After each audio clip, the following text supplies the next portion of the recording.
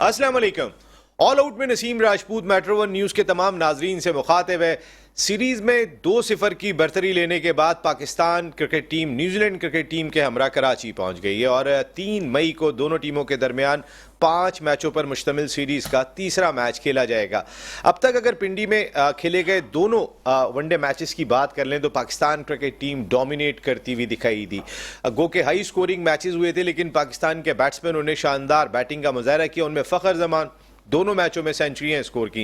लेकिन हमने एक चीज़ देखी थी कि न्यूजीलैंड क्रिकेट टीम ने जिस अंदाज से T20 सीरीज़ में कम बैक किया था, वो पहले दोनों मैचेस हार गए थे, लेकिन उसके बाद न्यूजीलैंड की वो टीम के जिसके 9 खिलाड़ी इस वक्त इंडियन प्रीमियर लीग में हिस्सा ले रहे हैं और कई नए प्लेयर्स पर मुश्तमिल है, उसने भी स्ट्रॉन्ग कम बैक करके सीरीज़ बराबर कर दी थी। मुख्तलिफ लोग मुख्तलिफ बातें करते हुए दिखाई दे रहे हैं। मैं एक्सपर्ट्स की बात कर रहा हूँ और उनकी राय यह है कि आने वाले वक्त में ये टीम कम बैक करने की पूरी सलाहियत रखती है, क्योंकि अगर आप डेरिल मिचेल की बात कर लें, दोनों मैचों में सेंचुरियां स्कोर की। यंग ने पहले मैच में 85 रन स्कोर किए, उनके कैप्टन लैथम ने 98 रन दूसरे मैच में स्कोर किए। तो उनकी बैटिंग फॉर्म में आ रही है। उनकी बॉलिंग, सूदी और दीगर बॉलर्स जिस अंदाज से गेंदें करते हुए दिखाई दे रहे हैं, वो भी अब रिदम में आ रहे हैं। और फिर सबसे बड़ी चीज़ ये कि अब पिंडी की पिच नहीं होगी। जिस तरह लाहौर में हमने देखा था कि इतने हाई स्कोरिंग मैचेस नहीं हुए थे जिस तरह पिंडी में खेले गए थे, ये हमने पाकिस्तान सुपर लीग में भी देखा था। कराची के मैचेस की बात करें तो फिर आप रन्स का रेशो लाहौर से भी कम है कराची में, अगर आप रिकॉर्ड उठाकर देखेंगे। पाकिस्तान की बैटिंग लाइन की अगर मैं बात कर लेता हूं तो फिर बड़ी तगड़ी दिखाई दे रही है। टॉप 3 बहुत अच्छा खेलते हुए दिखाई दे रहे हैं, लेकिन मिडिल ऑर्डर में शान मसूद को एक मैच के बाद आपने बाहर कर दिया। अब्दुल्ला शफीक दूसरे मैच में खेले, अब तीसरे मैच में क्या इफ्तिखार अहमद को खिलाएंगे? इतनी जल्दी जल्दी चेंजेस भी समझ में नहीं आ रही है, क्योंकि किसी भी एक बैट्समैन को एक मैच में मौका देना उसके साथ नाइंसाफ़ी है। अगर वो परफॉर्म कर दिया है तो ठीक है, नहीं परफॉर्म कर सका तो एक मैच तो किसी के लिए भी नाइंसाफ़ी करार दी जा सकती है। इसके साथ साथ पाकिस्तान अंडर 19 टीम ने आज ज़बरदस्त आगाज़ किया चट्टोग्राम के ज़हूर इलाही क्रिकेट स्टेडियम में, जहां ऑल आउट किया सिर्फ 149 रन पर 4 रोज़ा मैच के पहले दिन। और उसमें ज़बरदस्त बॉलिंग आमिर हुसैन की थी कि जिन्होंने 29 रन देकर 4 विकेटें हासिल की, जबकि मोहम्मद इस्माइल ने 3 खिलाड़ियों को आउट किया 41 रन देने के बाद। जवाब में पाकिस्तान ने 76 रन बगैर किसी नुकसान के स्कोर कर लिए। तो पाकिस्तान अंडर 19 टीम का अच्छा आगाज़ रहा आज पहले मैच में जो बांग्लादेश में उन्होंने आगाज़ किया। पाकिस्तान शाहीन्स की टीम आज प्रवास कर गई है जिम्बाब्वे के लिए, कि जहां पर वो 5 ओडीआई मैचेस पर मुश्तमिल सीरीज़ खेलेगी। इस वक्त पाकिस्तान को जितने ज़्यादा ओडीआई मैचेस मिले वो टीम के लिए खासे इंपॉर्टेंट दिखाई देते हैं, क्योंकि 2 बड़े इवेंट इसी साल पाकिस्तान ने खेलने, Asia cup then world cup. Asia cup के हवाले से आज भी तहफ़्फ़ुज़ात पाए जाते हैं कि ये होगा तो कहाँ पर होगा। इनिशियली तो पाकिस्तान को इसकी मेज़बानी मिली थी, लेकिन पहले अमित शाह साहब के साहबजादे जो भारतीय क्रिकेट बोर्ड के सेक्रेटरी हैं, उन्होंने ये स्टेटमेंट दिया था कि इंडियन टीम पाकिस्तान नहीं आएगी। तो जवाब में पाकिस्तान की जानिब से भी मिला जुला रद्द-ए-अमल देखने को मिला था। रमीज़ राजा साहब ने तो स्ट्रेट फॉरवर्ड कह दिया था कि वो नहीं आएंगे तो हम भी नहीं जाएंगे। लेकिन नजम सेठी साहब जो ब्यूरोक्रेसी के हवाले से भी और सहाफ़त के हवाले से भी एक बहुत बड़ा नाम है, वो बहुत तरीके से इस मामले को हैंडल करते हुए दिखाई दे रहे हैं। और यही वजह है कि ना कोई भारत से स्टेटमेंट सामने आ रहा है, ना पाकिस्तान से कोई स्टेटमेंट सामने आ रहा है। हम कोशिश करेंगे कि पड़ोसी मुल्क भारत से भी ज़रा ओपिनियन लेने की कोशिश करें कि वहाँ पे क्या गुफ्तगू चल रही है इस हवाले से, क्योंकि एटलीस्ट अभी फ़िलहाल तो कोई चीज़ भी सामने नहीं आ रही है। एशियन क्रिकेट काउंसिल ने अगर पाकिस्तान को ये इवेंट अलॉट किया था, और जे शाह जिनकी हम बात कर रहे हैं, जो एशियन क्रिकेट काउंसिल के भी प्रेसिडेंट है, उन्होंने ये टूर्नामेंट अलॉट किया था और वही स्टेटमेंट देते हुए दिखाई दे रहे हैं। इसका मकसद है कि भारत अगर पैसा लेके आ रहा है तो इसका मकसद है कि उनकी डोमिनेंसी वर्ल्ड क्रिकेट पर बढ़ती हुई दिखाई दे रही है। और उनकी मल्टी मिलियन डॉलर्स की लुक्रेटिव इंडियन प्रीमियर लीग की बात करें तो आजकल एक नई चीज़ आई हुई है, इम्पैक्ट प्लेयर। ये इंडियन क्रिकेट बोर्ड पहली मरतबा अपनी लीग में लेकर आया है। और इम्पैक्ट प्लेयर की छोटा मुख्तसर सा बताऊं, ज़रा अपने लोगों से भी जानने की कोशिश करेंगे। वो ये है कि 11 खिलाड़ी मैदान में उतरते हैं, 5 एक्स्ट्रा खिलाड़ियों के नाम आप साथ में दे सकते हैं और उनमें से किसी एक को आप रिप्लेस कर सकते हैं। मिसाल के तौर पे रॉयल चैलेंजर्स बेंगलोर के कैप्टन फैफ डुप्लेसी वो मुकम्मल तौर पे फिट नहीं है, वो बैटिंग करने के लिए आते हैं और उनकी जगह पे कोई बॉलर रिप्लेस हो जाता है। तो इसका मकसद है कि 12 खिलाड़ियों से क्रिकेट खेली जा रही है, ये पहली मर्तबा हुआ है। ये क्या क्रिकेट को फ़ायदा पहुंचाएगा, नुकसान पहुंचाएगा? क्योंकि जितनी लीग्स बढ़ती चली जा रही हैं, ऑलरेडी इस पे बहुत सारी बातें हो रही हैं कि इंटरनेशनल क्रिकेट ख़त्म हो गई है, ना ओडीआई दिखाई दे रहे हैं, ना टेस्ट क्रिकेट दिखाई दे रही है, ना ममालिक के दरमियान जो भामी सीरीज़ हुआ करती थी वो दिखाई दे रही हैं तो लीग्स दिखाई दे रही हैं। इसका मकसद है कि पैसा खेल पर हावी होता हुआ दिखाई दे रहा है। कई सारे इशूज़ हैं जिन पर बात करेंगे। मेरे साथ शो में गुफ्तगू के लिए मौजूद है पाकिस्तान के फॉर्मर फर्स्ट क्लास क्रिकेटर, अपने वक्त के ज़बरदस्त क्रिकेट एडमिनिस्ट्रेटर, एक बड़े डिपार्टमेंट के स्पोर्ट्स हेड भी रहे। इनकी आई बड़ी ज़बरदस्त मानी जाती है क्रिकेट के हवाले से, कई टॉप क्लास क्रिकेटर्स को लीड भी किया। शोएब हबीब साहब, thank you very much. Shoaib भाई, आपका बहुत बहुत शुक्रिया। उनके साथ गुफ्तगू के लिए मौजूद है पाकिस्तान के farmer first class cricketer, Pakistan under 19 team को भी रिप्रेजेंट किया और हमारे मुल्क के जो चंद मोस्ट क्वालिफाइड कोचेज हैं उनमें उनका शुमार होता है हारिस खान साहब। Thank you very much Haris भाई, बहुत शुक्रिया, बहुत शुक्रिया। जबकि लाहौर से हमें ज्वाइन कर रहे हैं पाकिस्तान के फॉर्मर टेस्ट फास्ट बॉलर, और अगर मैं फर्स्ट क्लास क्रिकेट की बात करूं तो इन्हें बहुत क्रिकेट खेल जानी चाहिए थी। 600 प्लस विकेट्स इन्होंने फर्स्ट क्लास क्रिकेट में हासिल की। पाकिस्तान को एशिया कप से लेके टेस्ट क्रिकेट में हर जगह पे रिप्रेजेंट किया। गुफ्तगू बहुत खुल के करते हैं अब्दुल रऊफ भाई। Thank you very much Rauf भाई, बहुत बहुत शुक्रिया आपका।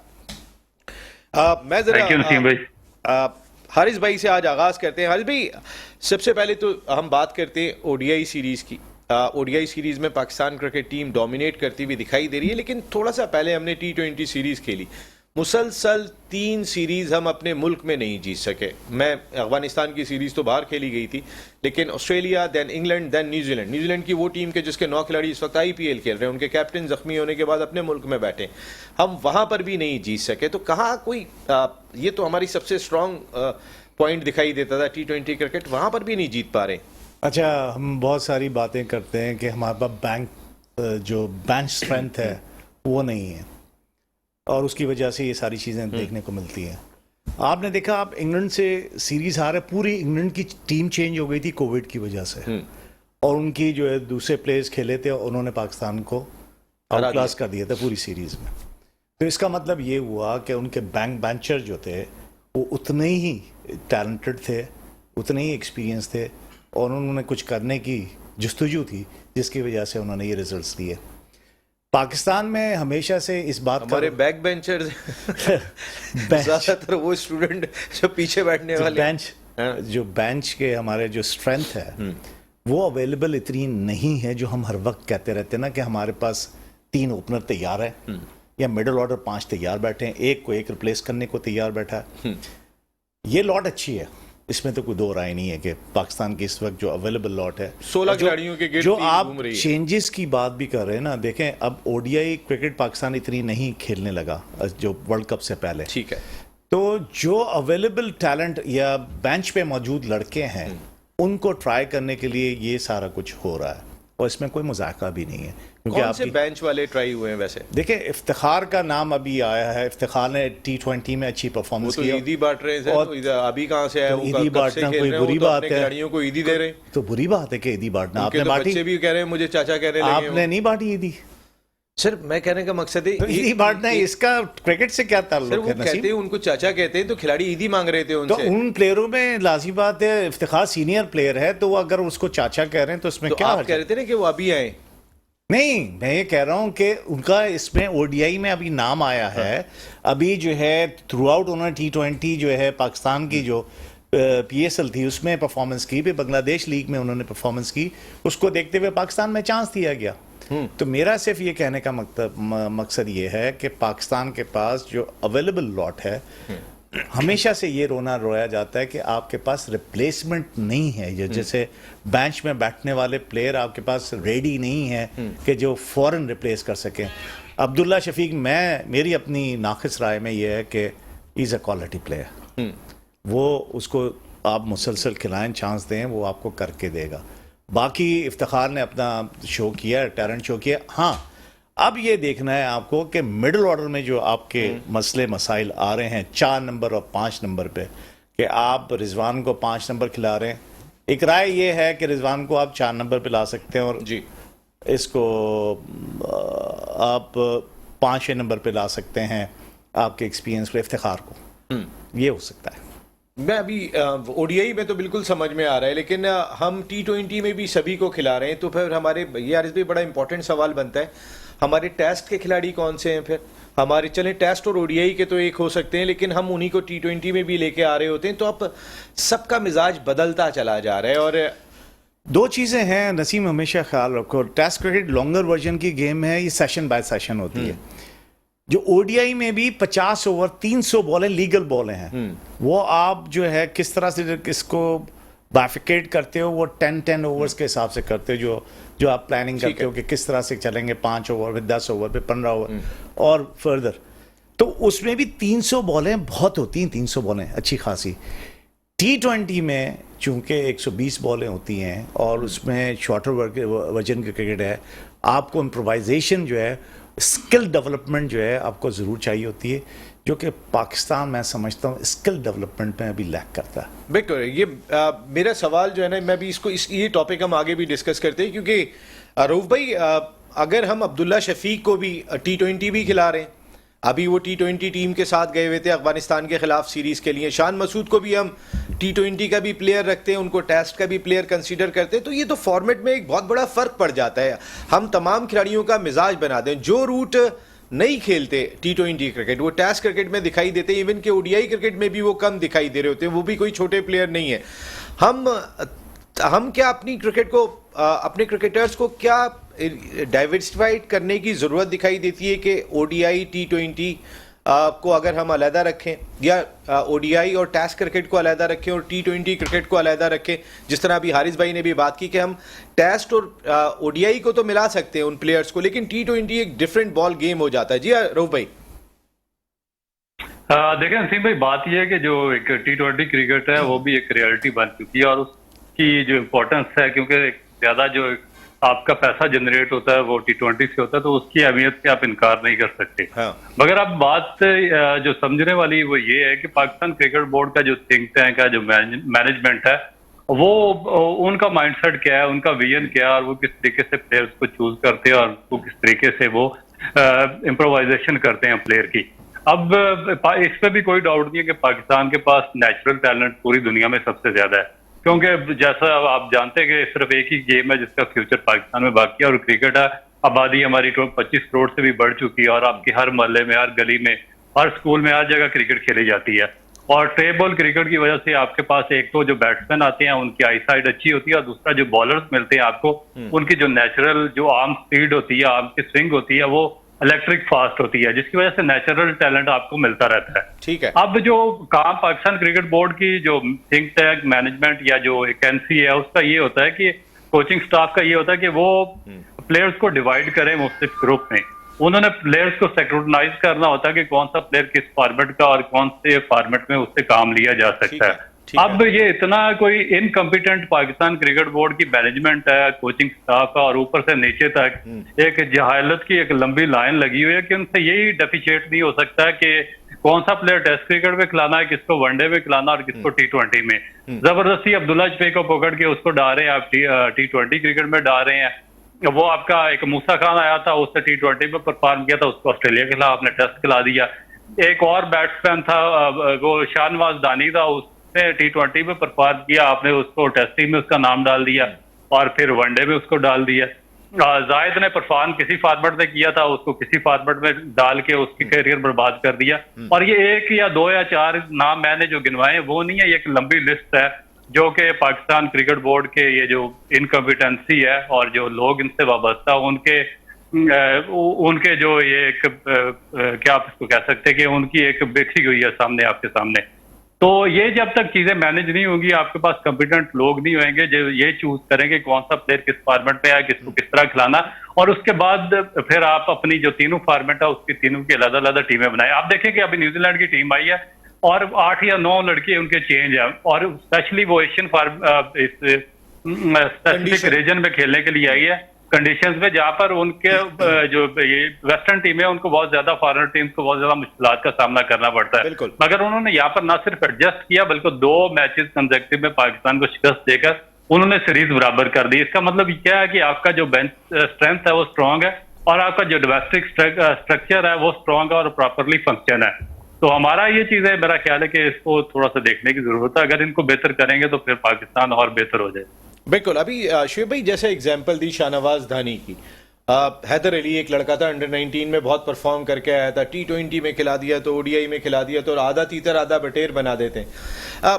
इसमें जैसे अभी रऊफ ने बात की कि थिंक टैंक का रोल दिखाई देता है, पाकिस्तान क्रिकेट बोर्ड की मैनेजमेंट का रोल दिखाई देता है, वहाँ पे टीम का अपना कितना रोल दिखाई देता है। देखिए पाकिस्तान क्रिकेट की तारीख जब से है आप उठा के देखेंगे तो कहीं ना कहीं कभी किसी के खिलाफ रिवॉल्ट हो गया कप्तान के खिलाफ, कभी ग्रुपिंग की खबरें आ रही होती हैं। तो एक ग्रुप जो एक मखसूस होता है, किसी भी दौर की बात कर लें, एक अगर वसीम अकरम वकार यूनुस के दौर की बात करें तो कहते थे एक PIA का ग्रुप है, एक UBL का ग्रुप है, तो ये ग्रुपिंग थी वो। लेकिन राशिद लतीफ़ ने ये बात कही कि ये जब आते हैं ग्राउंड में उतरते हैं तो एक हो जाते हैं।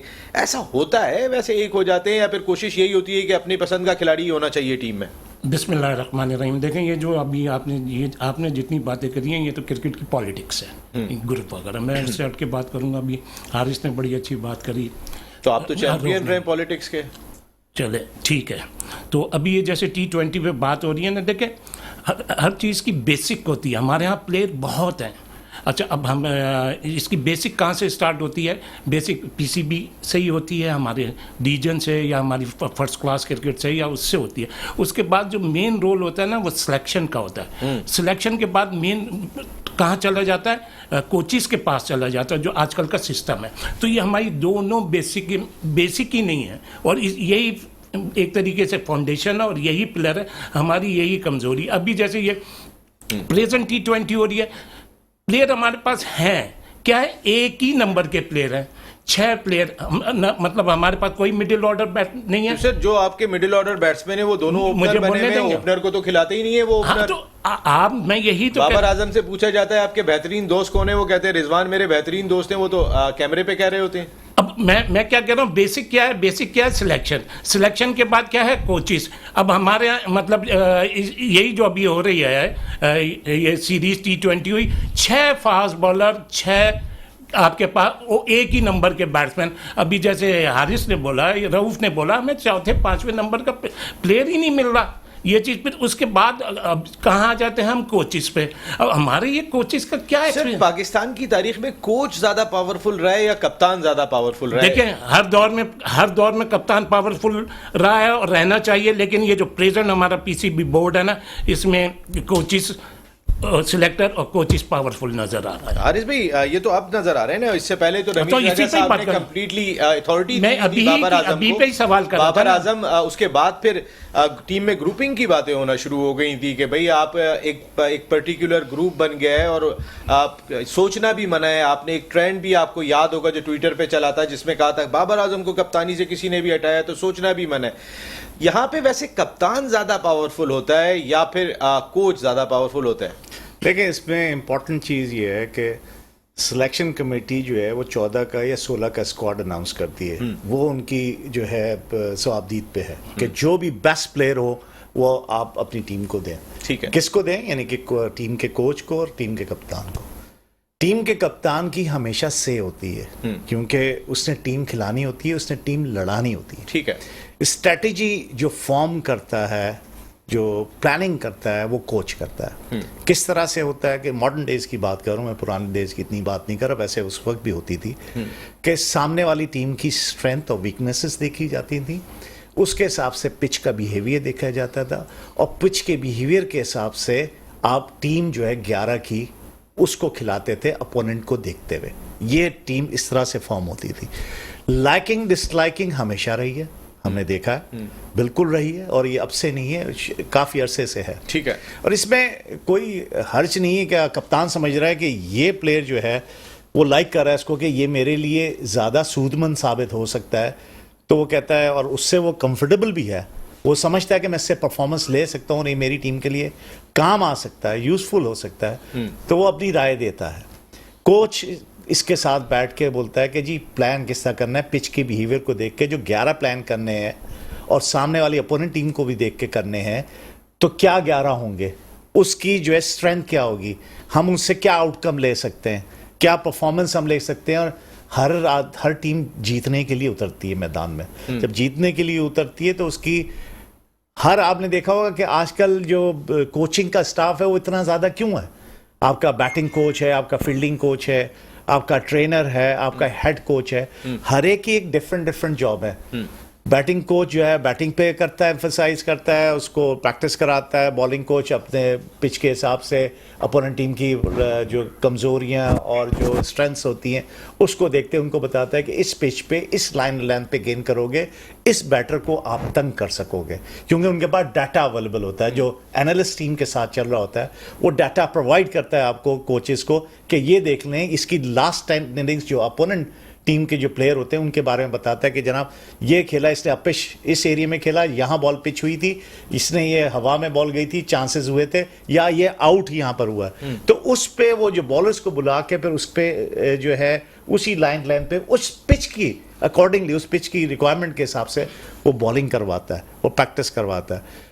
लामहला सारे बॉलर्स या बैटर ने जाके फील्ड के अंदर खुद ही परफॉर्मेंस करनी होती है, अपना विजडम को यूज करते हुए, अपने एक्सपीरियंस या टैलेंट को यूज करते हुए, अकॉर्डिंगली अडॉप्ट करते हुए सिचुएशन को या पिच की कंडीशन को उसने रिएक्ट करना होता है और परफॉर्म करना होता है। ये है बेसिक चीज। सर लेकिन आप एक क्वालिफाइड कोच हैं, तो ज़ाहिर है आपने क्वालिफिकेशन की बात की है, लेकिन रऊफ भाई यहाँ क्वालिफिकेशन थोड़ी सी मुख्तलिफ दिखाई देती है। पिंडी की बिल्कुल परफेक्ट बैटिंग कंडीशंस थी, आपने वह एहसानुल्लाह को डेब्यू करवा दिया।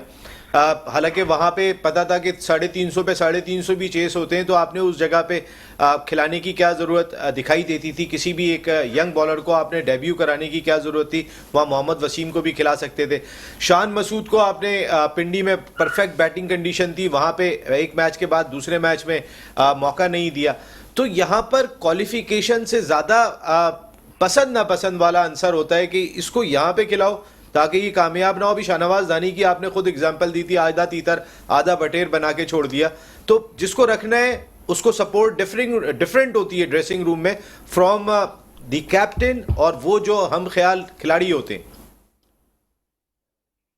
जी बिल्कुल नसीम भाई, और जिस तरह मेरा ख्याल है कि हारिस भाई ने एक्सप्लेन किया है कोचिंग के सिस्टम को और जिस तरह कोचिंग क्वालिफिकेशन को एक्सप्लेन किया, तो मेरा ख्याल है कि इस तरह के जो हाईली क्वालिफाइड लोग हैं उनको पाकिस्तान के सिस्टम में आना चाहिए और वही डिजर्व करते हैं। अब अभी हमारा जो असल प्रॉब्लम वो है इलिटरेसी या इलिटरेट लोगों को हमने बहुत ज्यादा फ्लोरिश कर दिया है सिस्टम के अंदर, जिसकी वजह से वो एक असाइनमेंट तो लिख नहीं सकते और वो नीचे जाकर ग्रास रूट पर अंडर 19 लेवल पर जाकर कोचिंग करते हैं, तो उसका एंड रिजल्ट यही है जो आपके सामने आ रहा है। अब दूसरी बात ये है कि ये जो आपने बात की है, ये देखिए ये जो जितनी भी कॉन्स्पिरेसीज होती हैं, ये जो कंट्रोवर्सीज आती हैं, ये सारी की सारी पाकिस्तान क्रिकेट बोर्ड के अंदर से आती है। चाहे टीम के खिलाफ ग्रुपिंग हो, चाहे कप्तान को निकालना हो या किसी दूसरे अपने मंजूर नजर बंदे को कप्तानी पे लाना हो, तो फिर ये जो जिस तरह की कॉन्स्पिरेसीज निकलती हैं सब अंदर से आती हैं। फिर इसी तरीके से जो आपका प्लेयर जो आपका फेवरेट नहीं है, आपने उसको डिस्कार्ड कर दो टीम के खिलाफ टीम से, तो फिर उसके खिलाफ आप इस तरह का कोई प्लान तैयार करते हैं कि कौन सी पिच पर किसको खिलाना, कौन सी पिच उसको सूट करती है या नहीं करती। जो आपका मंजूर नजर होता है, आपने उसको अगर सेटल डाउन करना तो उसको 20-25 मैचेस दे देते हैं, बगैर विकेट के देते हैं, बगैर किसी अच्छी एवरेज के उसको इतना लंबा उसको चांसेस दे देते हैं और फिर वो आस्ता आस्ता सेटल डाउन हो जाते हैं। तो ये चीजें आज से नहीं है, ये काफी अर्से से पाकिस्तानी क्रिकेट में और अभी तक है। और मेरा यही हमारी सोच तो ये थी कि with the passage of the time जिस तरह दुनिया बदल रही है, नई चीजें आ रही है, जिद्दत आ रही है, टेक्नोलॉजी आ रही है, तो ये नई चीजें आएंगी, नई दरख्यास्त आएगी, एजुकेटेड लोग आएंगे, वो इन चीजों को पीछे छोड़ देंगे और मुल्क की मफादात में फैसले करेंगे। मगर इस तरह है बदकिस्मती से हम वहीं पर खड़े हैं जहां से आज से 30 साल पहले हमने सफर शुरू किया था। वही लोग दोबारा पाकिस्तान क्रिकेट बोर्ड को सिस्टम संभाल चुके हैं और वही उस सिस्टम के साथ का हिस्सा बन चुके हैं कि जो इस तरह की चीजों में महारत रखते हैं और इन कंट्रोवर्सीज जहां से जन्म लेती हैं और वो उसके बानी होते हैं। तो मेरा ख्याल है कि ये सिस्टम तो चलता ही रहेगा और ये अब मुझे तो इस सिस्टम से कोई उम्मीद नहीं है कि ये कुछ चेंज होने वाला। बिल्कुल ठीक है रऊफ भाई, आपने अभी कप्तानी की भी बात की थी, तो फिर जरा थोड़ी सी कप्तानी पर भी बात करेंगे कि बाबर आजम अब तक कितना लर्न कर चुके एज ए कप्तान। हमने जिस कप्तान को हटाना होता है, अगर सरफराज बेहतर अंदाज से लीड कर रहे थे, रऊफ भाई ने बात की जिसको हटाना होता है उसको रिप्लेस कर दिया जाता है। बाबर आजम कितना लर्न कर पाए एज ए कैप्टनशिप, और जिस तरह मैंने अभी बात की थी एशिया कप के हवाले से, जरा उस पर भी बात करेंगे एक ब्रेक के बाद। ऑल आउट में एक मरतबा फिर आपको खुशामदीद कहते हैं। पाकिस्तान क्रिकेट पे बात हो रही है, पाकिस्तान क्रिकेट के सिस्टम पर बात हो रही है और जो आरा आप सुन रहे होंगे, ये आरा आज से नहीं है, काफ़ी अरसे से आ रही हैं कि प्लेयर पावर की बात कर लें, पॉलिटिक्स की बात कर लें, ये तमाम चीज़ें दिखाई देती हैं। लेकिन इन तमाम चीज़ों से हट के अगर हम यहाँ बैठे हुए हैं तो फिर एग्जैक्ट परफॉर्मेंस क्या है, बात इस चीज़ पे की जा रही है। ज़रा थोड़ी सी कप्तानी पे बात कर लेते हैं। Babar Azam as a captain, Shoaib भाई, लास्ट T20 मैच आपने देखा होगा कि जहाँ पर उनकी जो 5वीं विकेट थी, उसने 6ठी विकेट ने जो परफॉर्म किया था, 124 रन बनाए थे। दोनों लेफ्ट हैंडर बैट्समैन थे। आपके पास इफ्तिखार की सूरत में हारिस भाई की तरह एक ऑफ स्पिनर भी मौजूद था। उस जगह पे ट्राई नहीं किया गया, पता चला कि वो मैच भी हम लूज़ कर गए थे, T20 मैच। तो बाबर आजम अब तक एज ए कैप्टन आपको कितना मुतासिर करने में कामयाब हुए हैं? देखिए, बाबर एज ए कैप्टन दिन ब दिन लर्न कर रहा है। आप तो थोड़े दिन पहले नहीं मान रहे थे। मैं क्या कह रहा हूँ, दिन ब दिन लर्न कर रहा है। कब तक सीख रहा है। वो दिन ब दिन कब खत्म होंगे जब लर्न कर लेगा? चले, अब आपने क्या सवाल करा, लास्ट T20 में उसको गेंद नहीं दी। जी। किसको? इफ्तिखार को। और लेफ्ट आर्म स्पिन, दोनों लेफ्ट हैंडर बैट्समैन थे। ये आपका सवाल है। देखें, बाबर को जो बॉलिंग साइड बॉलिंग दी गई, इसको यहीं से कंटिन्यू करते हैं। जरा मैं नई दिल्ली जाना पड़ेगा। हरपाल सिंह बेदी साहब, हमारे सीनियर मोस्ट जर्नलिस्ट, हमारे काबिल एहतराम उस्ताद, जिनसे हमने बहुत कुछ चीज़ें सीखी हैं, वो हमें ज्वाइन कर चुके हैं। अस्सलाम वालेकुम बेदी जी। वालेकुम सलाम जनाब, कहिए क्या हाल चाल है? बिल्कुल ठीक है। यहाँ पे हारिस खान भाई बैठे हुए, शुएब हबीब भाई बैठे हुए, और Abdul Rauf former test cricketer भी हमारे साथ शो का हिस्सा है। बेदी जी, आपके साथ हमेशा बड़े आदमी बैठते हैं साहब, छोटे थोड़े बैठेंगे। किसी की हिम्मत है आपके साथ छोटा आदमी बैठ जाए? जब आपको इसीलिए तो अपने लाइन पे लिया है कि अब कोई छोटा नहीं होगा। बेदी जी, हुक्म करे। जरा ये थोड़ा सा एशिया कप के हवाले से पाकिस्तान में भी बहुत खामोशी है। इंडिया में तो कुछ ना कुछ हलचल चल रही होगी, वहाँ IPL भी चल रहा है इन दिनों में। इस वक्त इंडिया में सिर्फ IPL चल रहा है या इलेक्शन चल रही है कर्नाटका में, और दो चीजें हैं, और रेसलर्स का डेमोन्स्ट्रेशन चल रहा है जंतर मंतर दिल्ली में जी है। बस 3 चीजें चल रही हैं इस वक्त। एक IPL है, एक डेमोन्स्ट्रेशन है उस पहलवानों का, हाँ। और एक कर्नाटका में इलेक्शन है, और किसी को कोई फिक्र नहीं। तो एशिया कप वहाँ पे या वहाँ भी कोई डिस्कस नहीं हो रहा कि क्या प्लान है? नसीम भाई, एक बात बता दूं मैं आपको, एशिया कप का हम जैसे लोगों ने तब सुना जबकि अनाउंसमेंट हुई एशियन क्रिकेट काउंसिल से कि अगला एशिया कप जो होगा पाकिस्तान में होगा। एक अनाउंसमेंट है, ये सबको पता चल गया। दूसरी अनाउंसमेंट ये हुई थी जिसमें जय शाह को कोट किया गया था कि शायद पाकिस्तान ना जाए। तो और उसके बाद तीसरी अनाउंसमेंट जो लोगों को पता चली, रमीज राजा ने कहा था अगर वो नहीं जाएंगे तो हम भी नहीं जाएंगे। उसके बाद हिंदुस्तान की तरफ जो भारत है इधर बिल्कुल खामोशी है। पर यहाँ पर से 2 स्टेटमेंट जो लोगों को पता, जो एक तो एशियन क्रिकेट काउंसिल की अनाउंसमेंट कि Asia cup has been awarded to Pakistan, और दूसरी जय शाह की, वो as a president of Asian cricket council said that India may not go to Pakistan. वो सवालिया निशान था। 2 उसके बाद कोई तीसरी स्टेटमेंट तो इधर से आई नहीं, BCCI से। तीसरी ना रोजर भी नहीं बोला, ना जय शाह बोला, ना कोई शाह बोला, कोई नहीं बोल रहा। सारी स्टेटमेंट जो है पाकिस्तान से आ रही है। रमीज राजा पहले बोल रहे थे कि नहीं आएंगे तो हम भी नहीं जाएंगे। उसके बाद हर चौथे दिन नजम सेठी का इंटरनेट पे कोई ना कोई इंटरव्यू देख लेते हैं हम, कभी किधर हर TV चैनल पे आते हैं। पहले काम ये करते हैं, हमने ये कर दिया, हमने वो कर दिया।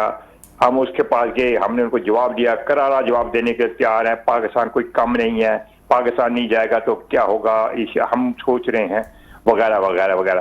तो जो कुछ भी हमने सुना है तो वो पाकिस्तान से ही सुना है। इंडिया की तरफ से as a journalist I am telling you, I am not telling you कि वेदर इट इज राइट और रॉन्ग। और कोई अगर आपको कोई जर्नलिस्ट कहता तो जो भारत का भी बताता तो शायद उसको ज्यादा पता हो। मुझे इतना पता है कि 2 स्टेटमेंट के अलावा तीसरी स्टेटमेंट इंडिया की तरफ से आई नहीं। BCCI वाले बोलते ही नहीं, ना उनसे से कांटेक्ट करना बड़ा मुश्किल, तो बोलने की बात ही नहीं है। वो अपनी टीम सिलेक्ट करते हैं, अब वो फैक्स प्रेस रिलीज भेज देते हैं। वो ये भी नहीं कहती क्यों प्लेयर को सिलेक्ट किया। आपको तो कम से कम डिस्कशन होती है, इसको क्यों लिया, उसको लेना चाहिए था, फिर सिलेक्टर्स को जवाब देते हैं, फिर नजम सेठी जवाब। यहाँ पर कोई नहीं पूछता कि आपने इस प्लेयर को क्यों लिया। अगर पूछ रहे वो जवाब ही नहीं देते। जो मर्जी लिखो, KL राहुल को क्यों लिया, उन्होंने ले लिया। अब जो मर्जी लिखे, सूर्य कुमार यादव क्यों नहीं है, आप पर डिपेंड करता है। डिपेंड करता है बेदी जी, इसका मकसद है कप का जो है, बेदी जी इसका मकसद है पाकिस्तान क्रिकेट में डेमोक्रेसी है ना? बिल्कुल है, इसमें कोई शक नहीं है। इसमें तो हम भी खुद कहते हैं इसमें तो कोई, ये तो हम सबको कहते हैं, सब इंडियन जर्नलिस्ट एक्सेप्ट करते हैं कि पाकिस्तान के जो क्रिकेटर में जितनी आप डिस्कशन करते हैं और जितना आप बोर्ड को क्रिटिसाइज करते हैं, इससे कोई, इसमें तो दो राय ही नहीं है। इसमें मेरा, you don't need my certificate, this is fact. BCCI से आप कुछ नहीं निकाल सकते।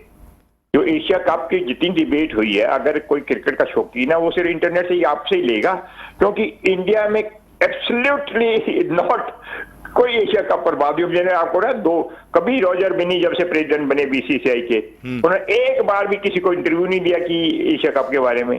जय शाह एक बार भी नहीं बोले एशिया कप के बारे में। जो भी और एक दो जिसको बोलने की अथॉरिटी है, अगर कोई बोले, उन्होंने एशिया कप के बारे में नहीं बोला। तो ये तो है इधर की। अब मुझे नहीं पता एशिया कप होगा नहीं होगा, क्या ये भी हो सकता है कि ना, शायद ना हो, कहीं अब वर्ल्ड कप आ रहा है तो एशिया कप अगली बार कर लेंगे, क्या कुछ ऐसी भी बातें हो सकती हैं कि अब इतना ही फंडे लग गया है तो क्या करना है, या कैसे कहाँ पर होगा। तो ये टाइम पास की बात है। अब ये कि ना, अब तो मई आ गया, मई शुरू हो गया कल से। अब कितने दिन आप एशिया कप खेलोगे, फिर आप वर्ल्ड कप की तैयारी करोगे, क्या क्या करोगे, तो ये है। मगर जो आपने क्वेश्चन पूछा, खैर मैं लंबे बात करके, क्योंकि मुझे बातें करने की बड़ा शौक है, किसी बीसीसीआई की तरफ से कोई भी मूवमेंट नहीं है एशिया कप के बारे में, जो हमने नहीं सुना। कुछ हो अंदर से हो तो उसका नहीं कह रहा मैं, अपेरेंटली जैसे आप डिस्कस करते हैं, जैसे टीवी चैनल पे आप डिस्कस होता है, इधर कोई ऐसे नहीं हो रहा। बिल्कुल ठीक है, बिल्कुल ठीक है। बेदी साहब, थैंक यू वेरी मच, बहुत बहुत शुक्रिया आपका। आपने हमें ज्वाइन किया, और हमेशा जब हम आपसे रिक्वेस्ट करते हैं, ताकि हमें यहाँ नहीं पता चल रहा, यहाँ पर भी कोई डिस्कशन वैसे इस हवाले से बहुत ज़्यादा हो नहीं रही कि एशिया कप होगा तो कहाँ होगा। चाहे नजम सेठी साहब हो, उनकी मैनेजमेंट कमेटी हो, इस हवाले से कोई बात नहीं करती हुई दिखाई दे रही है। हमारे पास टाइम कम है असल में हारिस भाई।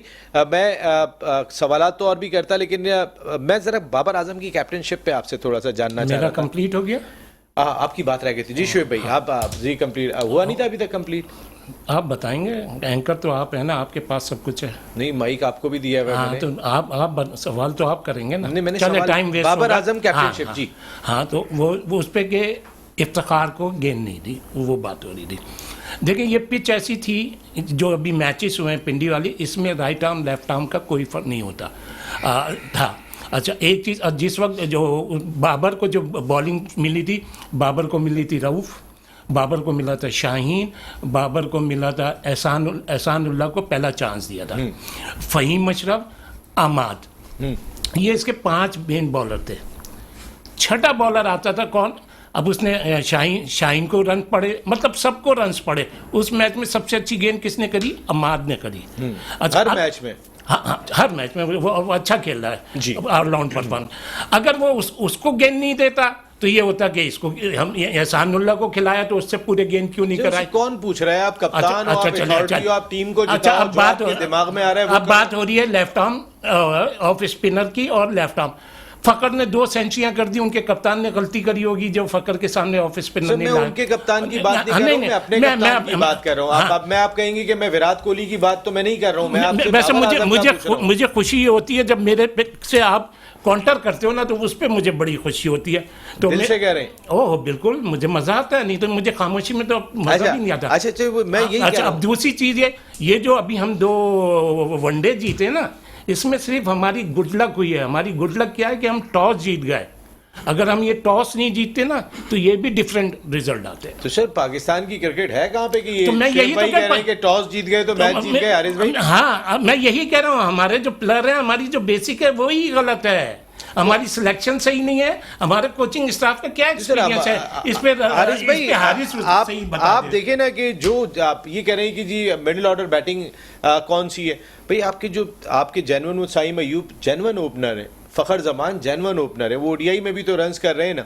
आप उनको चेक तो करते हैं, ऐसा लगता है कि हमारी T20 टीम तो 160 रन की टीम बन गई है। बाबर आजम और रिजवान रैंकिंग में भाई, स्ट्राइक रेट भी देखो, जो मॉडर्न डे क्रिकेट है, कोई आपको न्यूजीलैंड का, इंग्लैंड का, ऑस्ट्रेलिया का प्लेयर टॉप रैंकिंग में दिखाई नहीं देगा। वो 20 गेंदों पे 40 रन करके जाते हैं टीम के लिए। हमारा खिलाड़ी 70 गेंदों पे 80 रन करता है, हमारी टीम 160 रन की टीम बनी है। शुएब भाई, आपसे बात नहीं, देख, अभी तक जितने भी मैच हुए ना, कौन रन करते हुए नजर आया? रन करते हुए फकरी नजर आया, रन करते हुए इमाम नजर आया, रन करते हुए बाबर नजर आया, रन करते हुए हारिस भाई पहले तो हम ये तय कर लेते हैं कि किस फॉर्मेट में क्या स्ट्राइक रेट होना चाहिए किसी भी अच्छे उसका। T20 की बात कर लेते हैं T20 पहले। की अगर बात करते हैं तो मैं समझता हूँ 104 150 अगर स्ट्राइक रेट है आपका T20 में, ये बहुत अच्छा strike हमारे तो rate 127 है। है।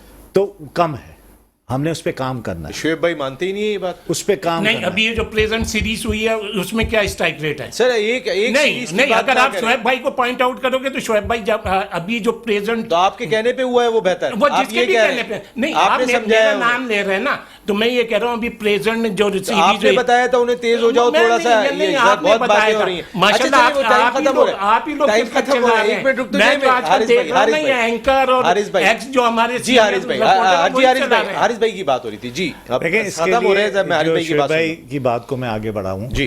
कि ये किस तरह से स्ट्राइक रेट आप बढ़ाएंगे, इसके लिए जो मैं समझता हूँ वो स्किल डेवलपमेंट का काम है जो कि होना है। मैं ये समझता हूँ कि टैलेंटेड लड़के हैं, इसमें कोई दो राय नहीं कि बहुत टैलेंटेड है। स्किल डेवलपमेंट में और 360 डिग्री में खेलना जो है ना, ये भी एक स्किल है। मैं एक मिसाल दे देता हूँ, ये बार बार मैं आपके प्रोग्राम में भी कर चुका और दूसरे प्रोग्राम में।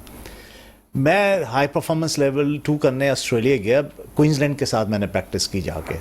तो वहाँ जो है ऑलमोस्ट क्वींसलैंड की जो टीम थी वो ऑस्ट्रेलिया की टीम थी, और हेडन जो खब्बा ओपनर था उनके लेफ्ट हैंड, मैंने देखा वो प्रैक्टिस करने के बाद हमारे साथ एक अलग नेट पे चला गया और एक जगह पिच हुई बॉल को वो 6 जगह मार रहा था। यानी कि एक जगह पिचिंग एरिया उसका एक जगह था और उसको जो है ना वो स्किल लेवल को एनहांस कर रहा था। और मैं उसको प्रैक्टिस करता हुआ देखता रहा, मैं सोच रहा था यार ये क्या कर रहा है ये। तो जब वो ये प्रैक्टिस कर चुका और मैंने उससे पूछा कि भाई ये क्या था, इसके पीछे क्या मोटिव क्या था, कहता है एक तो उससे प्राइड ली ऑस्ट्रेलिया से खेलने की। फिर उसने ये कहा कि ऑस्ट्रेलिया से खेलना इतना आसान नहीं है, अगर और बॉलर अच्छी गेंद कर रहा है और मैं अकॉर्डिंगली उसको अच्छी गेंद को ट्रीट करते हुए हाथों में गेंद खेल रहा हूँ और रन नहीं बना पा रहा तो मैं टीम से बाहर हो जाऊंगा। उसके लिए मुझे स्किल डेवलप करने की, अच्छी बॉल पे मुझे मुख्तलिफ जगह पे खेलना आना चाहिए।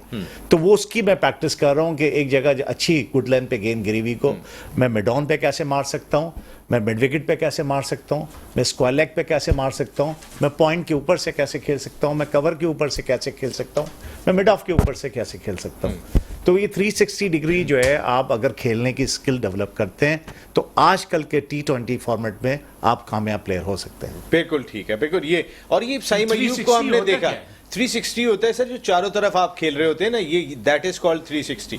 आप कुछ और 360 समझ रहे हैं, वो वाला 360 नहीं है, ये वाला 360 है। हारिस भाई, आप सबसे बड़ी चीज़ ये कि जब अगर साइम अयूब 360 खेलता हुआ बच्चा आ रहा है, आप वो ही हमारे दोनों ओपनर्स हैं। एक बात देखें ना, वो अभी लास्ट T20 में रिजवान अपने 100 की जानिब जा रहे थे, आखिरी 11 गेंदों पे 14 रन उन्होंने स्कोर किए। जहां अप्रोच टीम की ये होगी कि आपके पर्सनल गोल ज्यादा बड़े होंगे तो टीम पीछे रह जाएगी। अब शुएब भाई इस पे बहुत ज्यादा बोलेंगे, मैं चाह नहीं रहा हूँ। शुएब भाई थैंक यू वेरी मच, बहुत शुक्रिया। हारिस भाई आपके आमद का बहुत बहुत शुक्रिया। Thank you very much Abdul Rauf साहब एंड बेदी साहब, थैंक यू वेरी मच। यहाँ प्रोग्राम का इख्तिताम है, थोड़ी सी गुफ्तगू की थी, अब सीरीज के मैचेस आ रहे हैं, आगे आपसे बात चलती रहेगी। टिल देन, अल्लाह निगहबान।